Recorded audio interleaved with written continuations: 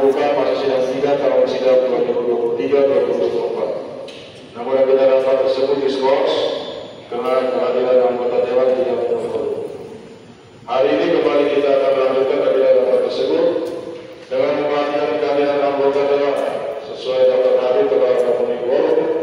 Maka seraya membawa mendengar Tuhan yang Maha Kuasa, maka dapat kita akan mendengarkan laporan hasil kerja pansus yang menjadi catatan dan rekomendasi DPRD terhadap PKPJ Bupati Sika akhir tahun anggaran 2023 yang akan disampaikan oleh Saudari Sekwan.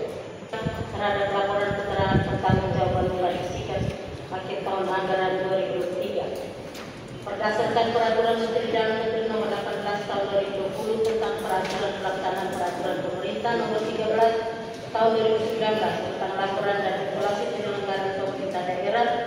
Dewan Perwakilan Rakyat Daerah Kabupaten Sika memberikan rekomendasi atas hasil pembahasan anggaran 2023. Rekomendasi yang diberikan berdasarkan pembahasan terhadap PKPJ Bupati Sika akhir tahun anggaran 2023 pada rapat pansus objektif bersama mitra kerja pemerintah dan menghasilkan beberapa catatan dari rekomendasi DPRD Kabupaten Sika untuk ditindaklanjuti oleh pemerintah.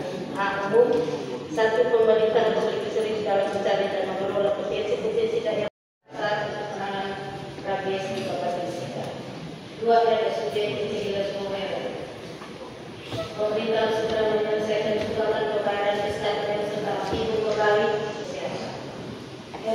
RSUD Cihilas Momero harus memaksimalkan kerjasama dengan pihak ketiga dan harus bernegosiasi kembali terkait besaran baginasi.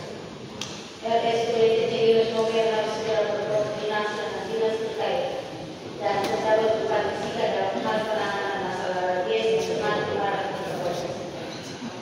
RSUD Cihilas Momero harus menata kembali area di rumah sakit agar terlihat lebih baik nyata.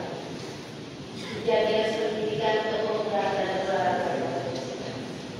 Perlu penambahan tenaga administratif membantu proses penyelesaian pekerjaan fisik yang ada pada dinas PKO agar semua pekerjaan fisik dapat terrealisasi tepat waktu dan selalu melakukan survei terlebih dahulu terhadap sekolah-sekolah yang fisik bangunan serta prasarana pendukungnya yang sudah tidak baik digunakan. Mesti mengakar pada tujuan pembangunan untuk menciptakan kesejahteraan rakyat.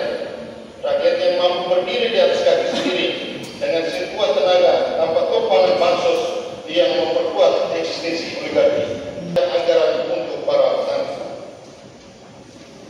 Dalam pembahasan pansus LKPJ tahun anggaran 2023 dan aspirasi dari rakyat, fraksi PDI Perjuangan menemukan banyak soal yang mesti diselesaikan pada sektor ini ke depan. Banyak petani kita ingin mengerjakan lahannya secara lebih maju. Namun seiring perkembangan iklim disertai polusi hama dan penyakit juga, penggunaan teknologi pertanian yang tidak tepat guna justru menciptakan krisis ekologi. Pertanian yang handal dan setia pada tugas serta kewajibannya. Di lapangan masih ditemukan banyak kendala. Para petani dan penyuluh pertanian masih berjalan sendiri-sendiri. Salah satu sebabnya adalah anggaran untuk pertanian terutama di bidang penyuluhan masih sangat minim. Akibatnya para penyuluh mesti menyisihkan sebagian dari gajinya untuk biaya transportasi dan akomodasi lainnya. Para penyuluh juga hanya lebih murah dari peralatan lainnya pun tidak dimiliki para penyuluh. Bagaimana mungkin para penyuluh bisa mendampingi para petani kita? Begitupun beberapa gedung pada penyuluh pertanian hanya secara kebetulan. Melainkan ini kejadian terencana sebab anggaran untuk para penyuluh kesehatan hewan sangat minim, bahkan tidak ada sama sekali. Nasib mereka ibarat sudah jatuh tertimpa tangga pula.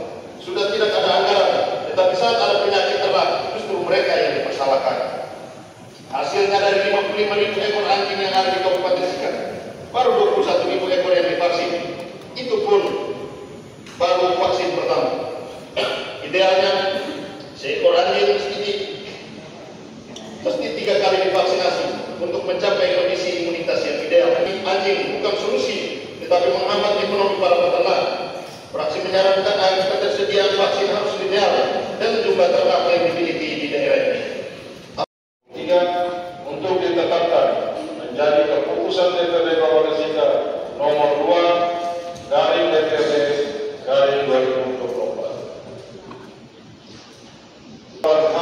dibacakan DPRD Kabupaten Sika pada masa sidang 2 tahun sidang 2023-2024 yang akan dibacakan oleh pejabat yang mewakili. Begitu saya persilakan.